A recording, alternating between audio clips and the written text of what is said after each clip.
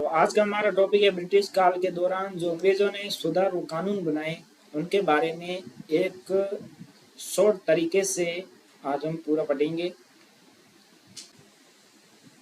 सती प्रथा और कन्या भ्रूण हत्या पर रोक महत्वपूर्ण है कि सती प्रथा और कन्या भ्रूण हत्या पर रोक 1829 में लॉर्ड विलियम बेंटिक द्वारा राजा राम मोहन राय के प्रयासों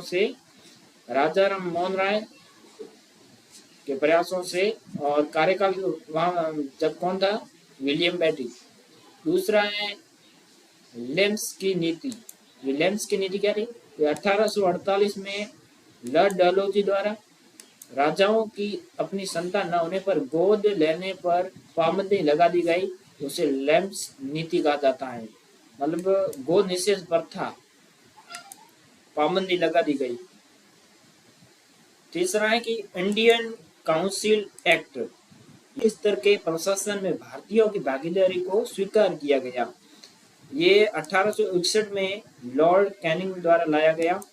इसी के कार्यकाल में ये एक्ट लाया गया। अगला है इल्बर्ट बिल। ये इल्बर्ट बिल क्या था?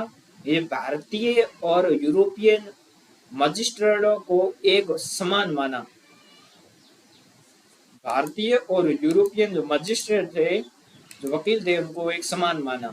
इसमें कोई भेदभाव नहीं करेगा। ये कानून लॉर्ड रिपन द्वारा 1883 में लाया गया। और पांचवा है Indian counselling act. Indian council act 1892, Lord Lansdowne.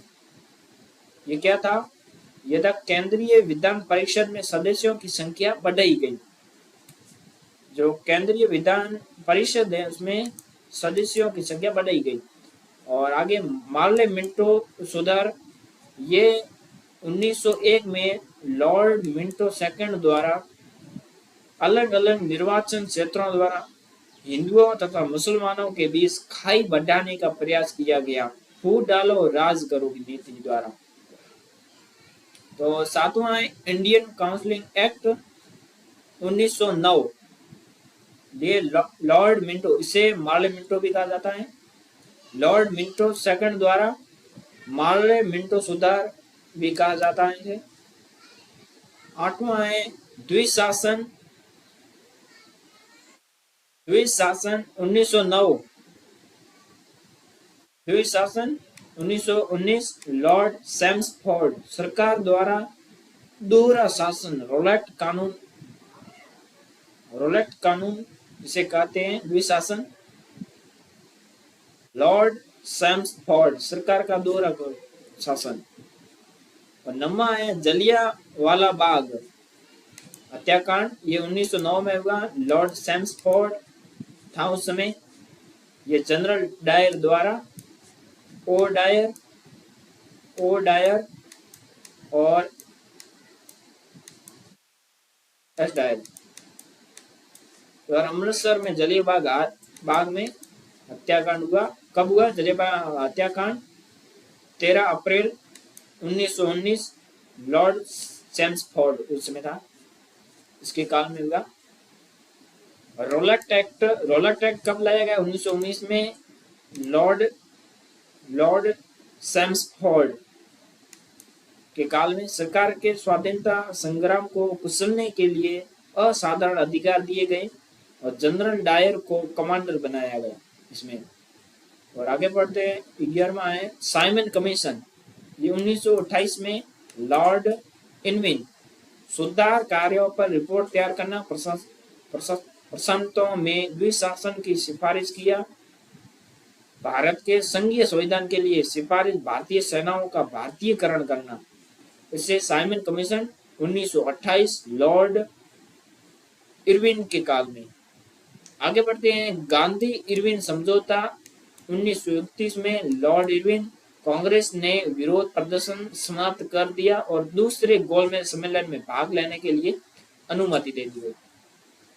तो आगे बढ़ते हैं, सांप्रदायिक पुरस्कार। ये 1932 में लॉर्ड विलिंगटन द्वारा हिंदू, मुस्लिम और सिखों के अतिरिक्त दलित वर्गों के लिए सांप्रदायिक निर्वाचन ये भीमराव अम्बेडकर के प्रयासों से 3 गोलमेज सम्मेलन में भाग लिया और इसके चलते अंग्रेजों ने हिंदुओं में फूट डालने के लिए ये नीति अपनाई। इसमें सांप्रदायिक पुरस्कार दिया गया और दलितों को अलग एक निर्वाचन, एक सांप्रदायिक प्रतिनिधित्व तो अलग एक निर्वाचन दिया। आगे है कि भिन्न निर्वाचन 1932 लॉर्ड विलिंगटन सांप्रदायिक पुरस्कार।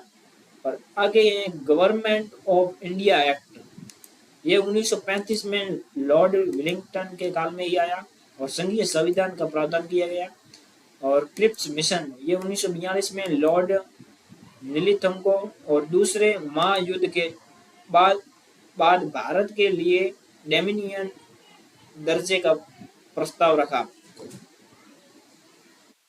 और INA ट्रायल 1945 में लॉर्ड वालेबल, और ये क्या था?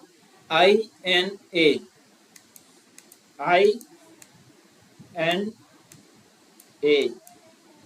के केंद्रीय कैदियों के खिलाफ लाल किला दिल्ली में मुकदमा चलाया और जवाहरलाल नेहरू ने उनके पक्ष।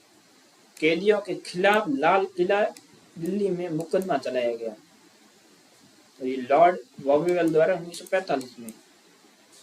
और वावेल प्लान 1945, लॉर्ड वावेल संविधान के निर्माण के लिए संवैधानिक समिति का इस प्रकार गठन करने का प्रस्ताव रखा गया कि उसमें हर प्रमुख संप्रदाय को प्रतिनिधित्व मिले। कैबिनेट मिशन 1947, कैबिनेट मिशन क्या था? 1947 में लॉर्ड वावेल द्वारा संविधान बनाने के लिए एक समिति का गठन किया गया, जिसे कैबिनेट मिशन कहा जाता है। इंडियन इंडिपेंडेंट एक्ट, ये क्या था? ये 1947 में लॉर्ड माउंटबेटन के काल में संविधान भारत का विभाजन, भारत स्वाधीन हो गया। ठीक है, तो यहीं पर हमारा इस क्लास को हम समाप्त कर